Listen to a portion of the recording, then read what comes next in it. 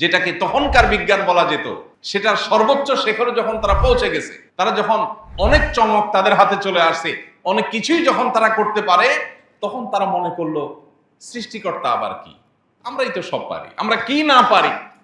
ভূমিকম্প দিয়ে তাদেরকে শেষ করে দেওয়া হয়েছে, কাউকে কাউকে মহানিনাদ দিয়ে শেষ করা হয়েছে, এক বিকট আওয়াজে তারা শেষ হয়ে গেছে। মুহূর্তের মধ্যে সব মৃত লাশ হয়ে যার যার বাসা বাড়িতে যে যেখানে ছিল সেখানে ধ্বংস হয়েছে। কওমে সামুদের ধ্বংসাবশেষ এবং তাদের সেই এলাকা এবং নগরী এখনো কিছুটা জর্ডানের পেট্রায় আর কিছুটা সৌদি আরবের মাদায়েন সালেহ এলাকাতে আছে। কোরআনে যে মাদায়েন সালেহের কথা বলেছে এখনো আছে। আমরা যারা ভূমিকম্প অনুভব করেছি, আমরা যারা খুব বেশি সন্ত্রস্ত হয়েছি, আমরা যারা খুব বেশি ভয় পেয়ে গেছি, আমাদের জন্য আল্লাহ রাব্বুল আলামিন এই ভয় পাওয়া এটার উদ্দেশ্যে এটি পাঠাননি। আল্লাহর উদ্দেশ্য হলো আমরা যেন আল্লাহর সামনে দাঁড়াতে হবে, কিয়ামত আসবে এবং জীবনের সব হিসাব দিতে হবে, সে বিষয়ে যেন আমরা সতর্ক হই। আল্লাহ সুবহানাহু ওয়া তাআলা যত আয়াত পৃথিবীতে পাঠান, যত নিদর্শন আল্লাহ তাআলা পাঠিয়ে থাকেন, এর মধ্যে থেকে অন্যতম একটা নিদর্শন, অন্যতম একটা সতর্কীকরণের বার্তা হলো ভূমিকম্প। যে ভূমিকম্প পৃথিবীর শুরু থেকে আজও পর্যন্ত বিভিন্ন সময়, বিভিন্ন ভাবে, বিভিন্ন মাত্রায়, বিভিন্ন জায়গায় হয়েছে, হচ্ছে এবং কিয়ামত পর্যন্ত হতে থাকবে। কোরআনে কারিমে আল্লাহ রাব্বুল আলামিন ভূমিকম্প সম্পর্কে বহুবার বিভিন্ন জায়গায় বিভিন্ন আয়াতে উল্লেখ করেছেন। আমরা যদি ভূমিকম্পের সবচেয়ে ভয়াবহ রূপ সম্পর্কে জানতে চাই, যেটা হয়তো আজকের পৃথিবী যেভাবে ভূমিকম্পের মাত্রা মাপতে পারছে, সেইভাবে সে তখন মাত্রা আর মাপার সুযোগও মানুষ পাবে না। সেই ভয়াবহ ভূমিকম্পন সম্পর্কে আল্লাহ রাব্বুল আলামিন কোরআনে কারিমের শেষ পারার 30 নম্বর পারার বেশ কয়েকটা সূরাতে শুরু থেকে শেষ পর্যন্ত আলোকপাত করেছে। কোরআনে কারিমের একটা সূরাই আছে, সূরার নাম হলো সূরা জিলজাল। আমরা যেটাকে ইদা জুলজিলাতিল আরদু জিলজালাহা প্রথম আয়াত হিসাবে জানি। এই সূরার নাম হলো সূরা জিলজাল। জিলজাল শব্দের অর্থই কি? ভূমিকম্প। কোরআন এমন এক মহাগ্রন্থ, আমাদের জীবনের যে কোনো পরিবেশে, যে কোনো পরিস্থিতিতে, যে কোনো সংকটে, যে কোনো সমস্যায় আমরা কোরআনে সে সমস্যা থেকে উত্তরণের বা সে সমস্যার যোগসূত্র, মূলসূত্র বা সে সমস্যা সংক্রান্ত আল্লাহর নির্দেশনা আমরা কোরআনে খুঁজে পাবোই পাবো। আল্লাহ সেজন্য বলেছেন, মা মিন রতবিন ওয়ালা ইয়াবিসিন ইল্লা ফি কিতাবিম মুবিন। কোনো শুষ্ক, কোনো আর্দ্র এমন কিছু নাই যেটা এই সুস্পষ্ট কিতাবে নাই। কোরআনের যে সমস্ত অলৌকিকত্ব আছে, কোরআনের যে সমস্ত আশ্চর্য দিক আছে, যেগুলো কোনো মানুষের দ্বারা সম্ভব না, তার মধ্যে থেকে একটা হলো যে এই খুবই সীমিত আকারের এই মহাগ্রন্থ, মর্যাদায় মহা হলেও আকারে অনেক বড় নয়, এই সীমিত আকারের একটা আল্লাহর কিতাব, যেখানে আয়াত এবং পৃষ্ঠা সংখ্যা খুবই সীমিত, অথচ এখানে মানব জীবনের এমন কোনো বিষয় নাই যে বিষয় সম্পর্কে আল্লাহ রাব্বুল আলামিন আলোকপাত করেন নাই। আমরা যখন কোনো বিষয় নিয়ে আলোচনা করি, গবেষণা করি, বই লিখি, তখন একটা ছোট ছোট ক্ষুদ্র ক্ষুদ্র কোনো বিষয়ের উপরে বই লিখতে গেলে লেখকের যে বরাদ্দ সেটা শেষ হয়ে যায়, কিন্তু লেখা শেষ হয় না। 200-500 পৃষ্ঠা লেখার পরও লেখক বলতে হয় যে এ বিষয়ে আরো বিস্তারিত জানার জন্য পরবর্তীতে আরো কোনো ইনিশিয়েটিভ তাকে নিতে হবে, ইত্যাদি ইত্যাদি। কিন্তু আল্লাহ রাব্বুল আলামিন তার এই মহাগ্রন্থ কোরআনে কারিমে সব কিছুর আলোকপাত করেছে। আমরা চিন্তা করতে পারি যে আমরা যে ভূমিকম্প অনুভব করেছি, আল্লাহ রাব্বুল আলামিন কোরআনে কারিমে যে সমস্ত সূরা নাজিল করেছেন, এর মধ্যে একটা সূরার নামই হলো কি? জিলজাল বা ভূমিকম্প। এবং সেখানে ভূমিকম্পের যে ভয়াবহ রূপ সর্বোচ্চ মাত্রায় আসবে, সেটার ধরন কি হবে, ধাঁচ কি হবে, ভয়াবহতা কি হবে, আল্লাহ তাআলা সে সম্পর্কে বলেছেন, ইদা জুলজিলাতিল আরদু জিলজালাহা। সেই ভূমিকম্পনটা শুধুমাত্র এই বিল্ডিং ভেঙে পড়ার মতো ভূমিকম্পন হবে না। আল্লাহ পরের আয়াতে বলেছেন, ওয়া আখরাজাতিল আরদু আসকালাহা। সেই ভূমিকম্পন শুধুমাত্র বিল্ডিং ফেটে পড়বে না, মাটি ফেটে মাটির ভেতরকার লাশ উপরে উঠবে। মাটির নিচে আরো যে সমস্ত সৃষ্টি আল্লাহর আছে, দাফন করা আছে, তার সব কিছু প্রকাশিত হয়ে যাবে। অর্থাৎ ভয়াবহতা কি হবে যে শুধুমাত্র বিল্ডিং এ ফাটল ধরবে না, শুধু ভবন ভেঙে পড়বে না, স্বয়ং মাটি ভেঙে চচ্চির হয়ে যাবে এবং ভেতরের সবকিছু প্রকাশিত হবে। কোরআনে কারিমে আল্লাহ রাব্বুল আলামিন সেই দিনের ভয়াবহতা সম্পর্কে ঘুরে ফিরে বারবার আলোকপাত করেছে। আমরা ভুলে যাই। মানুষ ভুলে যাওয়া জাতি, সৃষ্টিগতভাবেই আমাদের সে দুর্বলতা আছে, আমরা ভুলে যাই। আরবিতে ইনসান যে শব্দের অর্থ মানুষ, সে শব্দটির মূলধাতু নিসিয়ান। অনেক গবেষকদের মতে নিসিয়ান থেকে ইনসান, ভুলে যাই, সেজন্যই আমরা মানুষ।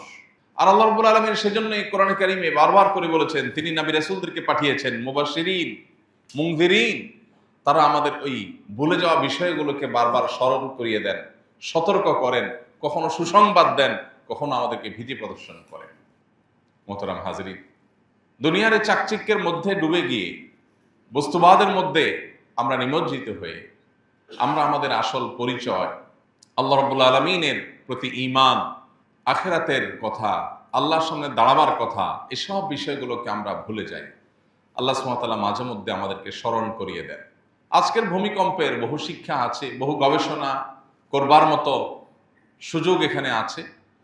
সবচেয়ে বড় যে বিষয়টি একজন আল্লাহর সৃষ্টি হিসেবে, মাখলুক হিসাবে আমাদের এখান থেকে গ্রহণ করবার আছে, সেটি হলো যে আমরা নিশ্চয়ই প্রত্যেকে যার যার মতো করে আমাদের প্ল্যান, প্রোগ্রাম, আমাদের জাগতিক যে সমস্ত ব্যবস্থাপনা আছে সেগুলোর মধ্যে আমরা ডুবেছিলাম। আল্লাহর কাছে যেতে হবে, যে কোনো মুহূর্তে মরতে হবে, এটা ক্ষণিকের জন্য আমরা সবাই উপলব্ধি করার সুযোগ পেয়েছি। আজকে যে 5.5 মাত্রার ভূমিকম্প হলো, গণমাধ্যমগুলো বলছে বাংলাদেশের ইতিহাসে সবচেয়ে ভয়াবহ ভূমিকম্প এটি। এর চেয়ে ভয়াবহ ভূমিকম্প ইতিপূর্বে বাংলাদেশে আর হয়নি। আমি নিজে বিশেষ করে যে এলাকায় থাকি, একেবারেই বেলেমাটির এলাকা, বিভিন্ন পানি ভরা জায়গায় বালু দিয়ে ভরাট করা এলাকা, যার কারণে একটা জোরে ট্রাক গেলেও কাঁপে। সেখানে 5.5 মাত্রা ভূমিকম্প কতটা ভয়াবহ ছিল সেটা বলার অপেক্ষা রাখে না। সেখানে যদি এটি অন্যান্য দেশের মতো 7 মাত্রায় গিয়ে উপনীত হয়, তাহলে আমাদের পরিস্থিতি কি হতে পারত? আজকে যদি সেটি হতো, হয়তো আমরা এখানে যারা আছি আমরা অনেকেই এতক্ষণে আমাদের জীবনের হিসাবের মুখোমুখি হয়ে যেতাম। হয়তো আজকের সে সকালই ছিল আমাদের জীবনের শেষ সকাল। তো সেটা যে কাল হবে না, বা একটু পরেই হবে না, এখনই হবে না, তার কোনো গ্যারান্টি আছে? আল্লাহ সুবহানাহু ওয়া তাআলা কোরআন কারীমে বারবার সে বিষয়টি আমাদেরকে সতর্ক করেছে। আমাদের জীবনের এক মুহূর্তের কোনো কি নাই, গ্যারান্টি নাই। অতএব নবী সাল্লাল্লাহু আলাইহি ওয়াসাল্লাম বলেছেন, কুন ফিদ দুনিয়া কাআন্নাকা গারীবুন আও আবিরুস সাবিল। দুনিয়াতে এমন ভাবে থাকো যেন তুমি কোনো পথিক যেরকম তিনি তার গন্তব্যে যাচ্ছেন সেই কথা মাথায় রেখে সফরের এই ভ্রমণের সময়টাকে সে মনে করে খুবই সাময়িক, জাস্ট গন্তব্যে যাওয়ার মাধ্যম। অতএব তুমি দুনিয়াতে ঠিক সেভাবে বসবাস করো যেন পথিক বসবাস করে। অর্থাৎ এটাকে নিয়ে চূড়ান্ত কোনো প্ল্যান প্রোগ্রাম মনে হয় আর এখান থেকে আমার যেতে হবে না, চিরকাল মনে হয় আমি থেকে যাব, এই মানসিকতা যেন আমাদের মধ্যে না আসে। বারবার করে আল্লাহ তাআলা সতর্ক করেছে। আল্লাহ রাব্বুল আলামিনের এই সমস্ত সৃষ্টিগুলো আমাদেরকে সচেতন করে। নবী করিম সাল্লাল্লাহু আলাইহি সাল্লামের সময় এরকম কোনো ভয়, ভীতিকর কোনো পরিবেশ পরিস্থিতি তৈরি হলে তিনি মসজিদে চলে আসতেন।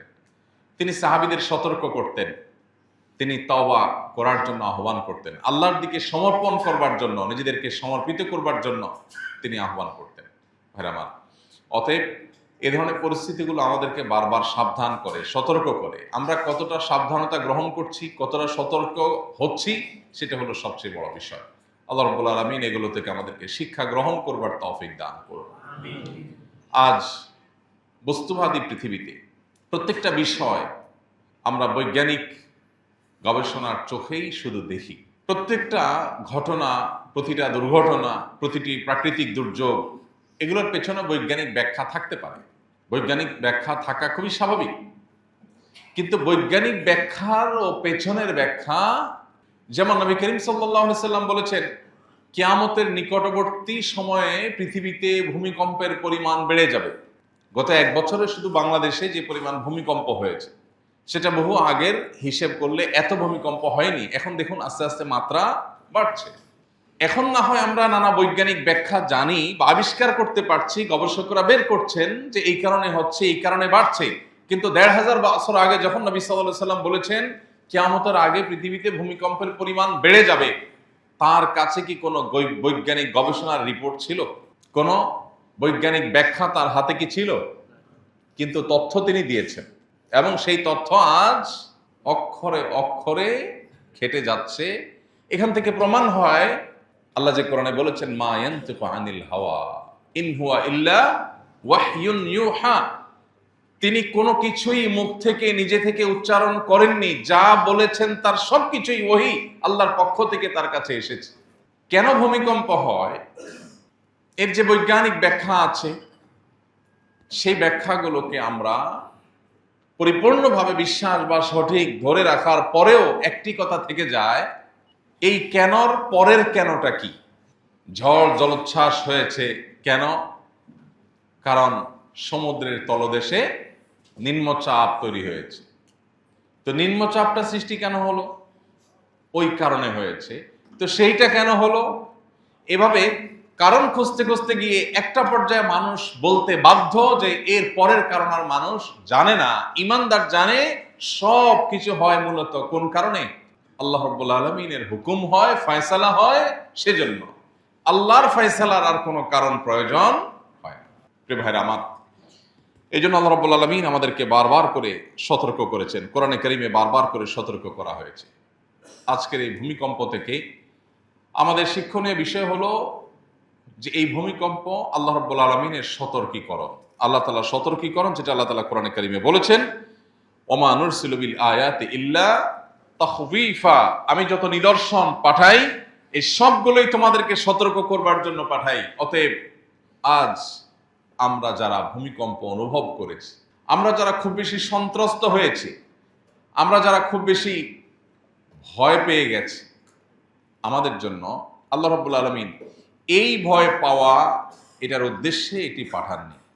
আল্লাহর উদ্দেশ্য হলো আমরা যেন আল্লাহর সামনে দাঁড়াতে হবে, কিয়ামত আসবে এবং জীবনের সব হিসাব দিতে হবে, সে বিষয়ে যেন আমরা সতর্ক হই, আমরা যেন প্রত্যেকটা মানুষ সাবধান হই। আল্লাহ আমাদের সবাইকে সেই তৌফিক দান করুন।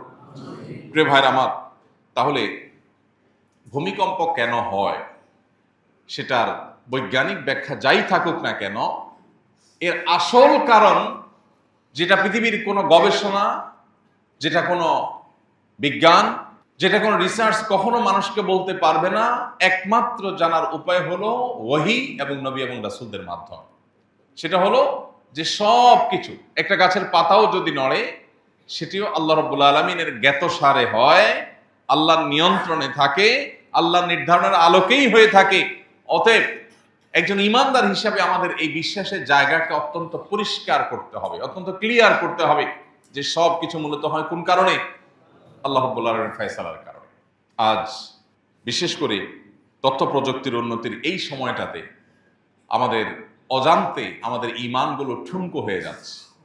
আমরা যে কোনো ঘটনার পর আল্লাহ রাব্বুল আলামিনের প্রতি বিশ্বাস যে মাত্রা হওয়ার কথা বা আল্লাহর স্মরণ যে পরিমাণ হওয়ার কথা, তার চাইতে জাগতিক নানা কারণ, নানা ব্যাখ্যা, বিশ্লেষণ, নানা গবেষণা, রিসার্চ, সেগুলো আমাদের মাথায় তার চাইতে বেশি চলে আসে। মোহতারাম হাজরিন, আল্লাহ রাব্বুল আলামিন এই ভূমিকম্পের মাধ্যমে পৃথিবীতে বহু জাতিকে বহুবার বার্তা দিয়েছেন, আর অনেক জাতিকে আল্লাহ তাআলা ধ্বংস করেছেন। কোরআনে কারীমে আল্লাহ রাব্বুল আলামিন বলেছেন, আল্লাহ নবী সালেহ আলাইহিস সালামের জাতি যারা ছিল কওমে সামুদ, আরেক নবী ছিলেন শুআয়ব আলাইহিস সালাম, এই উভয় নবীর যে সম্প্রদায় ছিল তাদের সম্পর্কে আল্লাহ রাব্বুল আলামিন পরিষ্কারভাবে বলেছেন যে তাদের প্রতি আল্লাহ রাব্বুল আলামিন রাজফা পাঠিয়েছেন। আল্লাহ রাব্বুল আলামিন তাদের জন্য ভূমিকম্প পাঠিয়েছেন, ভূমিধস পাঠিয়েছেন। আল্লাহ বলেছেন, ফাআখাযাতহুমুর রাজফাতু ফাআসবাহু ফি দারিহিম জাসিমিন, তাদেরকে ভূমিধস আল্লাহর আযাব হিসাবে পেয়েছে, স্পর্শ করেছে, এবং তারা মুহূর্তের মধ্যে সব মৃত লাশ হয়ে যার যার বাসা বাড়িতে যে যেখানে ছিল সেখানে ধ্বংস হয়েছে। কওমে সামুদের ধ্বংসাবশেষ এবং তাদের সেই এলাকা এবং নগরী এখনো কিছুটা জর্ডানের পেট্রায় আর কিছুটা সৌদি আরবের মাদায়েন সালেহ এলাকাতে আছে। কোরআনে যে মাদায়েন সালেহের কথা বলেছে এখনো আছে। বিশেষ করে কওমে সালেহ এবং কওমে হুদ, হুদ আলাইহিস সালামের জাতি আর সালেহ আলাইহিস সালামের জাতি, এই কওমে সামুদ এবং আদ, হুদ আলাইহিস সালামের জাতিকে বলা হয় আদ, সালেহ আলাইহিস সালামের জাতির নাম হলো কওমে সামুদ। এই সামুদ এবং আদ জাতি, তাদের সম্পর্কে আল্লাহ তাআলা কোরআনে কারীমে বিভিন্ন জায়গায় আলোকপাত করেছেন। আল্লাহ বলেছেন, ইরামা যাতিল ইমাদ, আল্লাতী লাম ইউখলাক মিসলুহা ফিল বিলাদ, এদের মতো তাদের আগে পৃথিবীতে কোনো শক্তিশালী জাতি আর তৈরি হয়নি। কিরকম শক্তিশালী ছিল সেটা সৌদি আরবের মাদায়েনে সালেহ গেলে অথবা জর্ডানের পেট্রায় গেলে সচক্ষে এখনো দেখা যায়। কত হাজার বছর আগের ইতিহাস এর সঠিক পরিসংখ্যান বা পরিপূর্ণ সঠিক তথ্য কেউ দিতে পারে না। তবে এটুকু নিশ্চিত যে তারা আমবাতিরও আগে পৃথিবীতে ছিল। নাপ্তি যাদেরকে বলা হয়, নাপ্তিদেরও আগে ছিল। বহু বচন আরবিতে আমবাতি বলা হয়। এই নাপ্তিরা, তাদের কবর এখন পাওয়া যায়, বিভিন্ন শিলালিপি থেকে দেখা যায় যে নাপ্তিদের কবর আছে এখন এই জায়গাগুলোতে, যেগুলো আজ সামুদের এলাকা ছিল। কোরআনে যে মাদায়েন সালেহ বলেছে, তার মানে মাদায়েন সালেহে আগের যারা ধ্বংস হয়েছে তাদের পরে নাপ্তিরা বসবাস করেছে, সেটুকু শুধুমাত্র এখন পাওয়া যায়। যে নাপ্তিরা খ্রিস্টপূর্ব সময়ে পৃথিবীতে এসেছে, তাদেরও কত হাজার বছর আগে এসেছে আজ সামুদ একমাত্র আল্লাহ ভালো জানেন। কিন্তু কোরআন সেই ইতিহাস উল্লেখ করেছে। আল্লাহ বলেছেন যে তাদের যে শিল্প ছিল, তাদের যে সক্ষমতা ছিল, নির্মাণ কৌশল এবং অসীম শক্তি ছিল, সেটা দিয়ে তারা পাথর কেটে কেটে শহর নির্মাণ করত।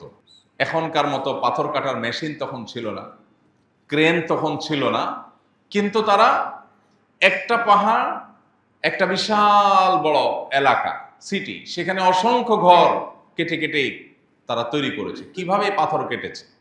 কোথায় ছিল সে আজকের মতো এরকম আধুনিক রেত অথবা আধুনিক করাত অথবা ক্রেন অথবা এরকম নির্মাণের অন্যান্য যে সমস্ত সামগ্রীগুলো আছে, কিছুই ছিল না।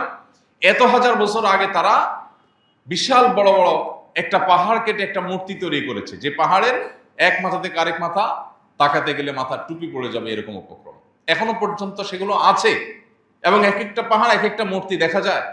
সৌদি আরবেই কিন্তু মাদায়েন সালেহে এটা এখনো দেখা যায়, মদিনা থেকে মাত্র কয়েকশো কিলোমিটার দূরে। তো আল্লাহ রাব্বুল আলামিন কওমে আদ, কওমে সামুদের আলোচনা কোরআনে সবচেয়ে বেশি করেছে। যারা কোরআন পাঠ করেন তারা নিশ্চয়ই জানেন, সবচেয়ে বেশি যে আলোচনা হয়েছে কোরআনে, যে জাতিদের আলোচনা, তারা ছিল কারা? নূহ আলাইহিস সালামের জাতির পাশাপাশি আদ এবং সামুদ জাতি, এদের আলোচনা কোরআনে সবচেয়ে বেশি হয়েছে, রিপিটেডলি হয়েছে, বারবার হয়েছে। কেন? কারণ এই সম্প্রদায় তারা যখন এমনভাবে শক্তি সঞ্চয় করলো, তখনকার যুগের বিজ্ঞান বা তাদের আগের যে পৃথিবী ছিল, তাদের আগ পর্যন্ত পুরো পৃথিবীর ইতিহাসে তারা ছিল সবচাইতে বিজ্ঞানে অগ্রসর, চমক দেখানোতে অগ্রসর, সবচেয়ে বড় অট্টালিকা তৈরি করতে পারে, সবচেয়ে বড় অলৌকিক ভবন তৈরি করতে পারে।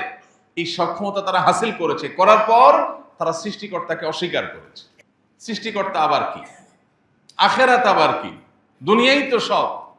বিশাল বড় বড় পাথুর এলাকা কেটে বিশাল বড় জনবসতি তৈরি করে ফেলছে। এবং এখনো বিশেষ করে মাদায়েন সালেহ আমি গিয়েছি, সেখানে তাদের যে পাহাড় কেটে ঘর বাড়ি তৈরি করেছে, অনেক ঘর আছে যেটার যে চৌকাঠ ছিল, দরজা, পুরোটা তো পাহাড়, জাস্ট কেটে ভেতরে সুড়ঙ্গ করে ঘর তৈরি করেছে। ওই চৌকাঠে এখন বড় কোনো মই ছাড়া উঠাও সম্ভব না, এত উপরে তারা খোদাই করে তারপরে ভেতরে অত্যন্ত সুরম্য ঘর তৈরি করেছে। এবং একটা পাহাড় দেখা যাচ্ছে, একটা সাপের আকৃতি, একটা মূর্তির আকৃতি, এক একটার আকৃতি। এই বিশাল বড় পাহাড়, এটা পুরাটাকে কিভাবে একটা মূর্তির আকৃতিতে তৈরি করা গেছে, খোদাই করে করে করে, কিভাবে সম্ভব? আধুনিক যুগেও এর অনেক কিছু মানুষ কল্পনা করতে পারে না, যেটা তারা এত হাজার বছর আগে করেছে। তখনকার সময়ে যেটাকে তখনকার বিজ্ঞান বলা যেত, সেটার সর্বোচ্চ শেখরে যখন তারা পৌঁছে গেছে, তারা যখন অনেক চমক তাদের হাতে চলে আসে, অনেক কিছুই যখন তারা করতে পারে, তখন তারা মনে করলো সৃষ্টিকর্তা আবার কি, আমরাই তো সব পারি, আমরা কি না পারি? আল্লাহ রাব্বুল আলামিন নবী পাঠিয়েছেন, কারণ আল্লাহ তাআলা কোরআনে কারীমে বলেছেন, আল্লাহ তাআলা কোনো জাতিকে ধ্বংস করেন না যতক্ষণ পর্যন্ত তাদের মধ্যে রাসূল না পাঠান, এবং ততক্ষণ পর্যন্ত আল্লাহ ধ্বংস করেন না যদি মানুষ ইস্তেগফারে রত থাকে, ভুল বুঝে মানুষ ফিরে আসে, তাহলে তাদেরকে আল্লাহ ধ্বংস করেন না। এই জন্য আল্লাহ রাব্বুল আলামিন তাদের মধ্যে রাসূল পাঠিয়েছেন। আল্লাহ নবীরা এসে তাদেরকে বারবার সতর্ক করেছে, নবী পাঠিয়েছেন আল্লাহ তাআলা, সতর্ক করেছেন, তোমরা আল্লাহর একত্ববাদকে স্বীকার করো, আল্লাহর অস্তিত্বকে স্বীকার করো, অহংকার করো না। তারা পাত্তা দেন, তারা বলেছে আরে এ হুজুর টাইপের মানুষ কত কিছু বলে, এরা জ্ঞান বিজ্ঞান থেকে দূরে, কিছু বুঝে, দেখা যায় না, ছোঁয়া যায় না, ধরা যায় না, আলমুল গায়েব, অদৃশ্যের জগৎ, শুধু এইসব কথা হুজুররা বলে।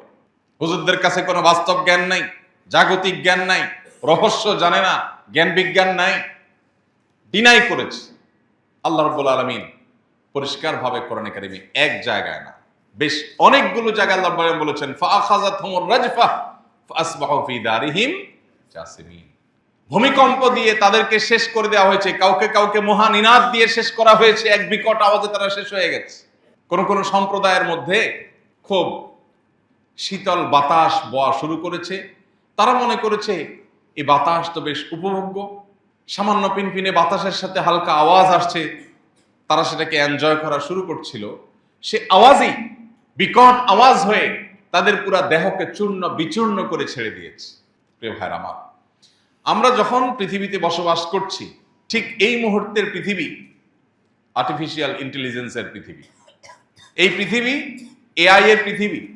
এই পৃথিবীতে মানুষ জ্ঞান বিজ্ঞান, তথ্য প্রযুক্তি, গবেষণা, আবিষ্কার ইত্যাদিতে মানুষ এত বেশি অগ্রসর হয়ে গেছে যে আজ সামুদ জাতির আগের পৃথিবীর মানুষদের সবাই রেকর্ড ভঙ্গ করে তারা যেরকম সর্বোচ্চ পর্যায়ে পৌঁছে গেছে তৎকালীন জ্ঞানে বিজ্ঞানে, আজকের পৃথিবীর মানুষ পৃথিবীর ইতিহাসের সকল জ্ঞান, গবেষণা, বিজ্ঞান, আবিষ্কার সব কিছুকে, সকল রেকর্ডকে ভঙ্গ করে দিয়ে আজকে এমন এক উচ্চতায় পৌঁছে গেছে যে এখন খোদ মুসলমানের ঘরে জন্ম নেওয়া সন্তান যে তার সৃষ্টিকর্তার অস্তিত্বের কথা জানে, যার কাছে আল্লাহর পরিচয় পৌঁছেছে, যার কাছে তাওহীদের বাণী পৌঁছেছে, সেই মুসলমানের সন্তান পর্যন্ত এখন সংশয়ের মধ্যে ডুবে গেছে। তাকে রীতিমতো কনফিউশন পেয়ে গেছে, স্পর্শ করেছে, আখিরাতের প্রতি তার বিশ্বাস নড়বড়ে হয়ে গেছে। মানুষই তো সব পারে, আসলে কি সৃষ্টিকর্তা বলতে কিছু আছে কিনা? নাউজুবিল্লাহ। আমার আল্লাহ রাব্বুল আলামিন যে কোনো পাপ মানুষ যখন সর্বোচ্চ লেভেলে চেয়ে পৌঁছায়, তখন আল্লাহ রাব্বুল আলামিন পাকড়াও করেন, আল্লাহ ছাড় দিয়ে রাখেন। আল্লাহ বলেছেন, ওয়া উমলি লাহুম ইন্না কাইদি মাতিন। আমি ছাড় দিয়ে রাখি মানুষকে, এরপর যখন পাকড়াও করি সে পাকড়াওটা অত্যন্ত শক্ত, ছুটার আর কোনো সুযোগ থাকে না। পৃথিবীতে যত শাসক জুলুম করেছে, দেখবেন একটা লম্বা সময় পর্যন্ত তারা জুলুমের সুযোগ পেয়েছে। ওই যে আল্লাহ বলেছেন, ওয়া উমলি লাহুম, আমি ছাড় দিয়ে রেখেছি। আল্লাহ বলেছেন, লা তাহসাবান্নাল্লাহা গাফিলান আম্মা ইয়ামালুয যালিমুন। অত্যাচারীরা যা অপকর্ম করছে আল্লাহ কিছু দেখছেন না মনে করবার কারণ নাই। আল্লাহ ছাড় দিয়ে রেখেছেন, আল্লাহ একটা সময়ের জন্য অপেক্ষা করছেন। আল্লাহর এলেমে আছে কখন পাকড়াও করবেন। নিকট অতীতে জালেমদের আল্লাহ তাআলা কিভাবে ধরেছেন, যেটা একটি মানুষ কল্পনা করেনি, চিন্তা করে নাই, ভাবে নাই। আল্লাহ তাআলা সবাইকে সারপ্রাইজ করে দিয়ে পাকড়াও করেছেন না করেন নাই? আজকের পৃথিবীতে আমাদের যে অহমিকা, আমাদের যে অহংকার, আমাদের যে গর্ব, এটার সবটুকুকে চূর্ণ বিচূর্ণ করে দিয়ে ধুলোর সাথে মিটিয়ে দিতে আল্লাহর এক সেকেন্ডেরও প্রয়োজন নাই। আল্লাহ রাব্বুল আলামিনের পদ্ধতি হলো যে তিনি যখন ইদা আরাদা শাইআন আন ইয়াকুলা লাহু কুন ফায়াকুন। ভাইরা আমার, প্রতিটি ঘটনা থেকে আমাদের ঈমানকে নতুন করে নবায়ন করবার, নতুন করে শিক্ষা গ্রহণ করবার, উপলব্ধিকে জাগ্রত করবার সুযোগ আমরা পাই। আল্লাহ রাব্বুল আলামিন আজকের ভূমিকম্প থেকেও আমাদেরকে সেই সুযোগ গ্রহণ করার তৌফিক দান করুন। আমাদের অনেক মানুষকে আমরা ইতিমধ্যে হারিয়েছি। সর্বশেষ যে তথ্য আমরা পেয়েছি সেই তথ্যের আলোকে এই নারায়ণগঞ্জেও একটা নবজাতক শিশু ওয়াল পড়ে চাপা পড়ে মারা গেছে। পুরান ঢাকাতে আরো বিভিন্ন জায়গাতে বেশ কয়েকজন মানুষ মারা যাওয়ার সংবাদ পাওয়া গেছে। একাধিক ভবন ধসে পড়ার সংবাদ পাওয়া গেছে। আরো কি পরিমাণ ক্ষয়ক্ষতি হয়েছে সেটা হয়তো পরিপূর্ণ ক্লিয়ার হতে আরেকটু সময় আমাদের অপেক্ষা করতে হবে। এই ঘটনার পর বিশেষ করে আমাদের দুটি বিষয় খুব গুরুত্বের সাথে ভাবতে হবে। নাম্বার এক, এই ধরনের ভূমিকম্প হাদিসের ভবিষ্যৎবাণী, ১৫০০ বছর আগের ভবিষ্যৎবাণীর আলোকে পৃথিবীর আয়ু যত বাড়বে তত এই ভূমিকম্পের মাত্রা বা পরিমাণ বাড়বে। পৃথিবীতে মানুষের বেঁচে থাকার উপকরণ, সুস্থ হওয়ার উপকরণ মানুষ যত বেশি আবিষ্কার করুক না কেন, হাদিস বলছে কিয়ামত যত নিকটবর্তী হবে আকস্মিক মৃত্যুর পরিমাণ বাড়বে। দেখুন, জ্ঞান বিজ্ঞানে মানুষ উন্নত হয়েছে। একটু শরীরটা ব্যথা করলে সেই ব্যথার ট্রিটমেন্টের জন্য কত কিছু মানুষ আবিষ্কার করে ফেলেছে, তাই না? মানুষ পরিপূর্ণ সুস্থ স্বাভাবিক অনেক ভালো থাকার কথা, মৃত্যুর হার অনেক কম হওয়ার কথা, কিন্তু হাদিস বলছে কিয়ামত যত নিকটবর্তী হবে মৃত্যুর হার তত বাড়বে। মৃত্যুর হার বলতে আকস্মিক মৃত্যুর ঘটনা তত বাড়বে, মানুষ কোনোভাবে সেটা ঠেকাতে পারবে না। আর এছাড়া নানা বৈজ্ঞানিক গবেষণাও হাদিসে সে বিষয়টিকে আরো বেশি স্বীকৃতি দেয়, সত্যায়ন করে, মেনে নেয় যে পৃথিবীব্যাপী এ ধরনের ভূমিকম্প আরো বাড়বে। আমরা যে এই ছোট্ট জনবহুল ভূখণ্ডেতে বসবাস করি, আমাদের প্রিয় বাংলাদেশ, এই জনবহুল ভূখণ্ডের মধ্যে যদি ভূমিকম্পের মাত্রা আরো বাড়ে তাহলে আমাদের ক্ষয়ক্ষতি এবং ভয়াবহতা কোন রূপ পরিগ্রহ করতে পারে সেটি আমরা সবাই কম বেশি অনুমান করতে হয়তো পারছি, কিন্তু আমাদের কারণে মনে হয় এটার জন্য সেই প্রস্তুতি নেই, বা প্রস্তুতি নেওয়ার কথা আমরা হয়তো চিন্তাও করছি। আমাদের একটা বড় দুর্ভাগ্যের বিষয়, সবসময় আমাদেরকে বলতে হয় যে আমরা আমাদের এই প্রিয় স্বদেশটাকে মানুষের জীবনের নিরাপত্তার জন্য, মানুষের সুস্থভাবে বেঁচে থাকার জন্য কোনো দুর্যোগ, কোনো ডিজাস্টার, কোনো বিপদ, কোনো আপদ, কোনো মুসিবত, কোনো জাতীয় সংকট, এগুলো যদি আল্লাহ না করুন তৈরি হয়, তাহলে সেক্ষেত্রে সেই ক্ষয়ক্ষতি থেকে বাঁচার জন্য উদ্ধার তৎপরতা বলেন, অন্যান্য যে সমস্ত প্রস্তুতি আছে, সেগুলো আমাদের দেশে যে কতটা পিছিয়ে আমরা আছি সেটা কম বেশি আমরা সবাই জানি। ছোট্ট একটা দুর্ঘটনা দেখা যায় আমরা অপারগ হয়ে যাই। শুধু 24-এর বন্যায় আমরা ফেনী, কুমিল্লা, ওই এলাকা এবং আরো বিভিন্ন এলাকাতে যখন আমরা কাজ করেছি দেখেছি কিভাবে গোটা সিস্টেম মুখ থুবড়ে পড়ে। বিদ্যুৎ নাই, কোনো উদ্ধারকারী তৎপরতা নাই, যার মরে সে বুঝে, যার হারায় সে আফসোস করে, যে বিপদে পড়ছে একমাত্র সে তারটা বুঝে, আর কেউ দেখভাল করার নাই। একটা দেশ এভাবে আসলে চলতে পারে না। একের পর এক ভবন করতে থাকবেন, একের পর এক বাড়ি করবার জন্য পারমিশন দিবেন, অনুমোদন দিবেন, কিন্তু একটা ভূমিকম্প আসলে কিভাবে, আল্লাহ না করুক ভূমিকম্প আসলে উদ্ধার তৎপরতা চালাবেন, তার জন্য সে প্রিপারেশন, তার জন্য সেরকম জিনিসপত্র, তার জন্য সেরকম ব্যবস্থা গ্রহণের কোনো নাম গন্ধ আলামত কিচ্ছু নেই। আমাদেরকে দেশপ্রেমের সবক দেয়া মানুষগুলোর বড় একটা অংশ তারা বেগমপাড়া বাড়ি করে, পৃথিবী বিভিন্ন জায়গায় বাড়ি গাড়ি করে ফ্যামিলিকে সেট করে বসে আছে, আল্লাহ না করুক কোনো সুবিধা হলে যাতে করে টুক করে তারা চলে যেতে পারে, সেই ব্যবস্থা তাদের করা আছে। এই জন্য দুর্ভাগ্য আমাদের যে আমাদের এ ধরনের দুর্যোগ, এ ধরনের বিপদ আপদে আমাদের যথেষ্ট উদ্ধার তৎপরতা সহ আরো প্রয়োজনীয় প্রস্তুতি আমাদের নেই। আমরা আশা করব আমাদের দায়িত্বশীল পর্যায়ের ব্যক্তিবর্গ, আমাদের নেতারা, নেতৃবৃন্দরা, তারা যেন আল্লাহর ভয়ে নিজেদের বেঁচে থাকার প্রয়োজনে হলেও তারা যেন অন্তত এই বিষয়গুলোর প্রতি বিশেষভাবে নজর দেন। এই যে নির্বাচন আসছে, কোটি কোটি টাকা, মিলিয়ন মিলিয়ন বরং বিলিয়ন টাকা, বিলিয়ন বিলিয়ন টাকা হয়তো খরচ হবে। তোরণ নির্মাণ, শত শত তোরণ নির্মাণ হয়তো হবে। একটা তোরণ নির্মাণ করলে কি লাভ হয়? একটা তোরণ নির্মাণ করতে গিয়ে, একটা গেট বানাতে গিয়ে কি পরিমাণ খরচ হয়? কিন্তু এরকম এক এক নেতার জন্য, এক এক এলাকার এক একজন আপনার প্রার্থী, তার প্রয়োজনে, তার প্রচারণার জন্য দেখা যাচ্ছে অগণিত তোরণ নির্মাণ হয়, শত শত কোটি টাকা খরচ হয়। একটা ভূমিকম্প হলে উদ্ধার করবার জন্য মেশিনারিজ, প্রয়োজনীয় জিনিসপত্র নাই, মানুষকে ট্রিটমেন্ট দেওয়ার মতো সেরকম হসপিটাল নাই, কোনো কিচ্ছু নাই, কিন্তু আছে শুধুমাত্র ডাকডোল পিটায় কে কখন কিভাবে ক্ষমতায় আসবে সেটার বন্দোবস্ত এবং সেটার প্রচেষ্টা। এদেশে মানুষের সবচেয়ে দুর্ভাগ্যের যে অধ্যায়গুলো, এটা তার অন্যতম। যারা পৃথিবীর বিভিন্ন দেশ সফর করেন আপনারা জানেন, আমাদের অনেক পরে স্বাধীনতা অর্জন করে নতুন দেশ গঠন করে আমাদের চাইতে বহু দূর এগিয়ে গেছে এমন মানুষের সংখ্যা, এমন দেশের সংখ্যা অগণিত। বাংলাদেশের মানুষ অত্যন্ত কর্মতৎপর, বাংলাদেশের মানুষ খুব পরিশ্রমী। আফ্রিকার অনেক দেশে গিয়েছি, তাদের অনেক ভালো গুণ আছে, কিন্তু তাদের অনেকের মধ্যে, অনেক দেশেই একটা খারাপ গুণ দেখা যায়।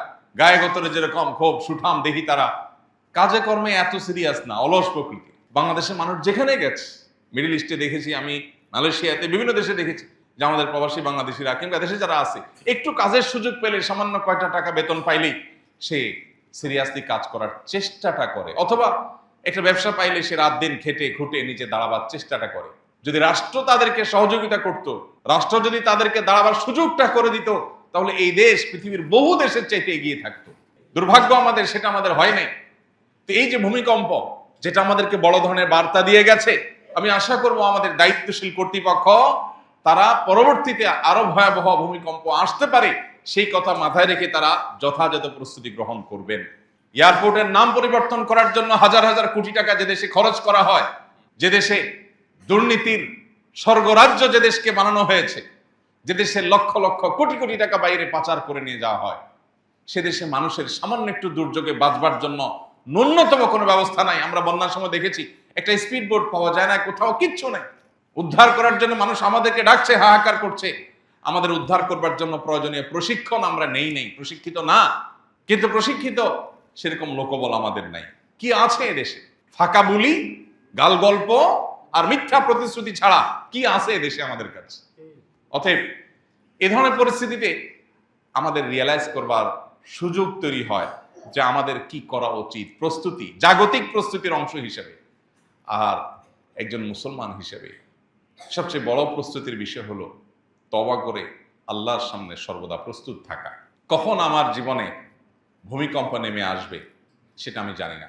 অতএব আল্লাহর কাছে সবসময় প্রস্তুত হয়ে থাকা, যে কোনো মুহূর্তেই আসতে পারে। বারবার করে আল্লাহ তাআলা বলেছেন, ফাইদা জা আজালুহুম লা ইস্তাখিরুনা সাআতাও ওয়া লা ইস্তাকদিমুন। যখন যার সময় আসবে এক মুহূর্ত আগেও হবে না, পিছেও হবে না। অতএব আমাদের ঈমানের জায়গা থেকে যে প্রস্তুতিটা, সেটা আমাদের সবাইকে নিতে হবে। জাতি হিসেবে সবাইকে আমাদের তওবা করতে হবে। তিরমিজির একটা হাদিস থেকে পরিষ্কারভাবে বোঝা যায়, কিয়ামতের আগে পৃথিবীতে যখন বিভিন্ন পাপাচার ব্যাপক আকার ধারণ করবে, অশ্লীলতা, দুর্নীতি, বিভিন্ন রকমের অপরাধের মহোৎসব, জেনা, ব্যভিচার, এগুলো যখন ব্যাপক হয়ে যাবে, প্রকাশ্যে হতে থাকবে, তখন পৃথিবীতে বেশ কয়েকটা আল্লাহর পক্ষ থেকে অ্যালার্মিং আযাব বার্তা আসতে থাকবে। এর মধ্যে একটা হলো ভূমিকম্প, ভূমিধস, এগুলো বাড়তে থাকবে। এই জন্য আমাদের অনেক বড় একটা প্রস্তুতির জায়গা হলো তওবায়ে নাসুহা করা, খাঁটি অন্তরে তওবা করা। ওতুবু ইলাল্লাহি জামিআন আইয়ুহাল মুমিনুন, হে ঈমানদাররা, সবাই আল্লাহর দিকে ধাবিত হও, তওবা করো।